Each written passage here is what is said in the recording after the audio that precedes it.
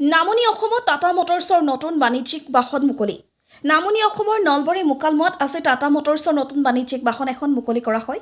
টাটা মটৰ্ছে নতুনকৈ সাজি উলিওৱা টাটা আচৰা 1918 বাহনখনো নামনি অসমৰ গ্ৰাহকৰ সুবিধাৰ্থে মুকলি কৰি দিয়া হয়। মুকালমুৱাৰ শনিৰোড চক বজাৰত টাটা মটৰ্ছৰ BPN মটৰ্ছে বাহনখন গ্ৰাহক আৰু ৰাইজৰ বাবে মুকলি কৰি দিয়ে।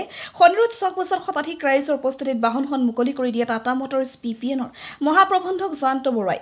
গ্ৰাহক ৰাইজক জ্ঞাতাৰ্থে বাহনখন মুকলি কৰি জয়ন্ত বৰুৱাই ভাষণ প্ৰসংগত টাটা কোম্পানী সন্দৰ্ভত ৰাইজক বিতংকৈ অৱগত কৰি টাটা কোম্পানী ৰাইজৰ বাবে সদায় দায়বদ্ধ বুলি কয়।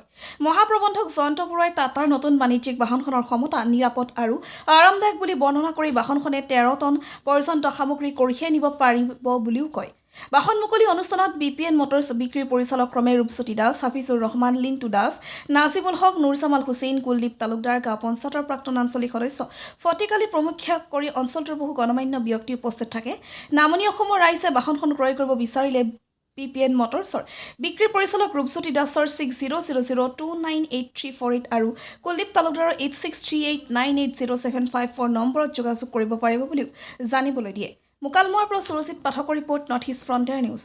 নলবাৰীবাসী ৰাইজ, আমি টাটা মটৰ্ছৰ বাণিজ্যিক বাহন আজোৰা 1918 লোৱাৰ অসমত নামনি অসমত আজি আমি প্ৰথম BPN মটৰ্ছৰ পৰা ইয়াতে শনিৰোড বজাৰত আমি লঞ্চিং কৰিলোঁ। যিহেতু এই অঞ্চলত আমাৰ টাটাৰ বাণিজ্যিক বাহনৰ ট্ৰাকৰ বহুত কাষ্টমাৰ আছে, সেয়েহে তাৰ ওপৰত ভিত্তি কৰি আমি ৰাইজৰ মাজত আমাৰ টাটাৰ নতুন মডেল 1918 আজোৰা গাড়ীখন 13 টন কেপাচিটি আৰু গাড়ীখনৰ আপোনাৰ ৱাৰেণ্টি থাকিব আৰু গাড়ীখন সহজলভ্য হ'ব আমাৰ BPN মটৰ্ছত। সেয়েহে আমি ৰাইজৰ সুবিধাৰ কাৰণে আজি ইয়াতে আমি প্ৰথম গাড়ীখনৰ বিক্ৰীৰ আৰম্ভণি ঘোষণা কৰিছোঁ।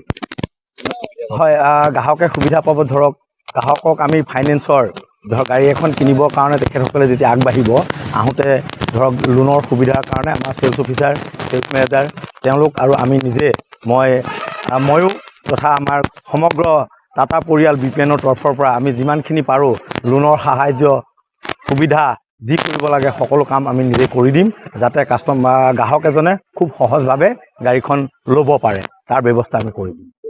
কাৰণে চাওক, টাটা গাড়ী হৈ গ'ল, টাটা হ'ল ৱৰ্ল্ডৰ number 1 steel production company. Tata ষ্টীলেদি টাটাৰ গাড়ী বনে আৰু বৰ্তমান ড্ৰাইভাৰসকলৰ সুবিধাৰ কাৰণে গাড়ীত AC দিয়া গৈছে।